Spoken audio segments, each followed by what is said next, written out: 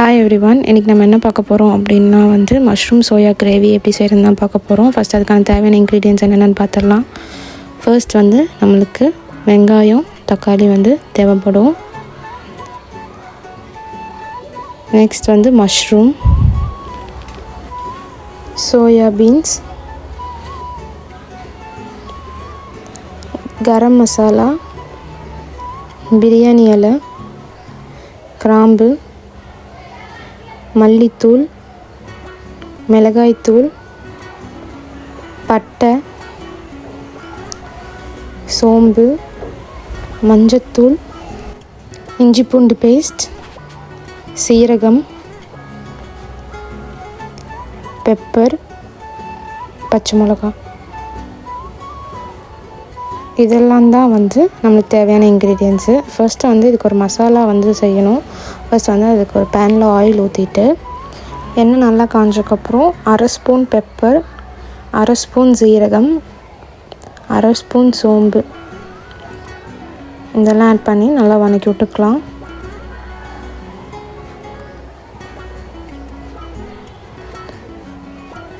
இப்போ நம்ம வெங்காயம் ஆட் பண்ணிக்கலாம்.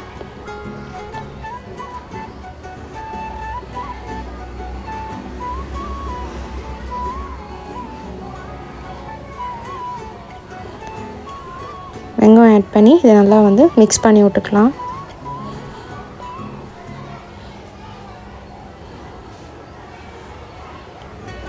வெங்காயம் நல்லா கண்ணாடி பதத்துக்கு வந்ததுக்கப்புறம் நம்ம தக்காளி ஆட் பண்ணிக்கலாம்.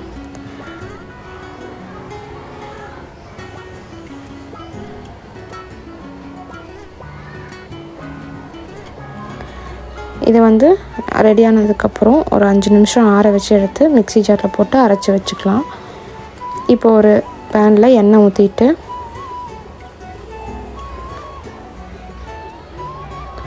நாலு கிராம்பு, 2 பட்டை, 2 பிரியாணி இலை, அரை ஸ்பூன் சோம்பு, அரை ஸ்பூன் சீரகம் இதெல்லாம் ஆட் பண்ணக்கப்புறம் நம்ம வெங்காயம் ஆட் பண்ணிக்கலாம். வெங்காயம் நல்லா சின்னதாக வெட்டி வச்ச வெங்காயம் ஆட் பண்ணிக்கலாம். ஆட் பண்ணக்கப்புறம் இதுவும் நல்லா மிக்ஸ் பண்ணி விட்டுக்கலாம்.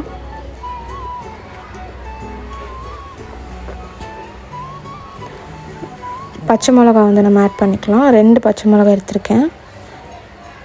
அதை ஆட் பண்ணி நல்லா மிக்ஸ் பண்ணி விட்டுக்கலாம்.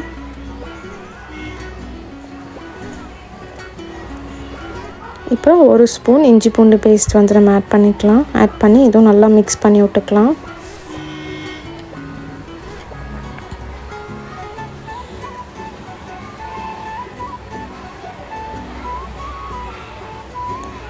மிக்ஸ் பண்ணதுக்கப்புறம் நம்ம தக்காளி ஆட் பண்ணிக்கலாம். தக்காளியும் நல்லா சின்னதாக வெட்டி வச்சுருந்த தக்காளி ஆட் பண்ணி நம்ம மிக்ஸ் பண்ணிக்கலாம்.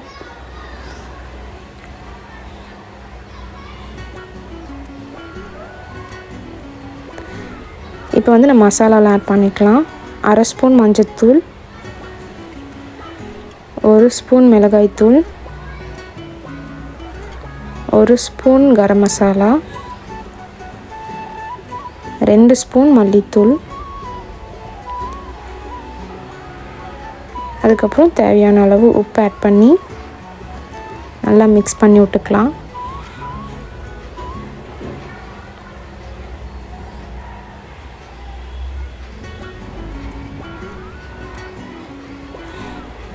மிக்ஸ் பண்ணதுக்கப்புறம் லைட்டாக தண்ணி ஊற்றி அடி பிடிக்காமல் இருக்கிறதுக்காக தண்ணி ஊற்றி இதுவும் நல்லா மிக்ஸ் பண்ணி விட்டுக்கலாம்.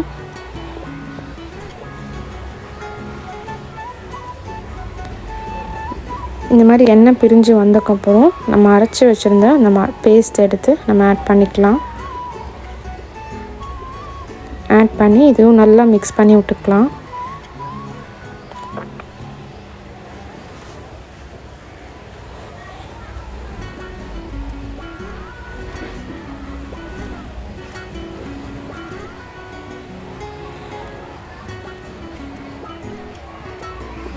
இப்போ நம்ம மஷ்ரூம் நம்ம ஆட் பண்ணிக்கலாம். இன்றைக்கி நான் 2 பேக்கெட் மஷ்ரூம் எடுத்திருக்கேன்.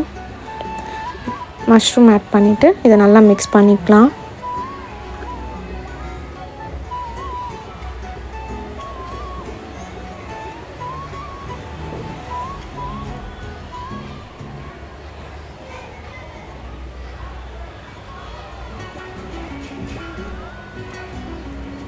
இப்போ மஷ்ரூமுக்கு தேவையான அளவு உப்பு ஆட் பண்ணிக்கலாம்.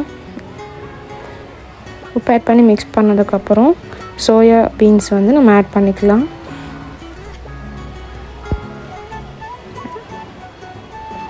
ஆட் பண்ணிவிட்டு இதுவும் நல்லா மிக்ஸ் பண்ணி விட்டுக்கலாம்.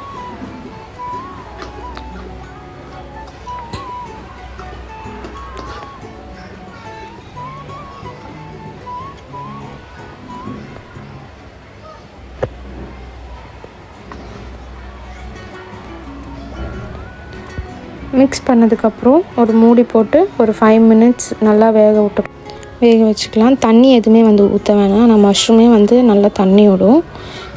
இப்போ நம்ம மூடி திறந்துட்டு கொத்தமல்லி தழை வந்து நம்ம ஆட் பண்ணிக்கலாம்.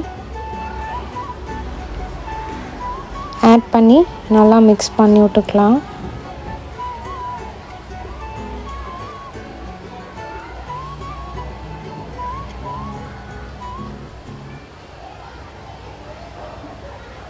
மிக்ஸ் பண்ணி விட்டாச்சு. இப்போ வந்து நம்மளோட மஷ்ரூம் சோயா கிரேவி வந்து ரெடி ஆயிடுச்சு. இது வந்து நீங்கள் சப்பாத்தி பூரியோட வச்சு சாப்பிட்லாம். ரொம்ப சூப்பராக இருக்கும். அண்ட் தேங்க்ஸ் ஃபார் வாட்சிங் திஸ் வீடியோ.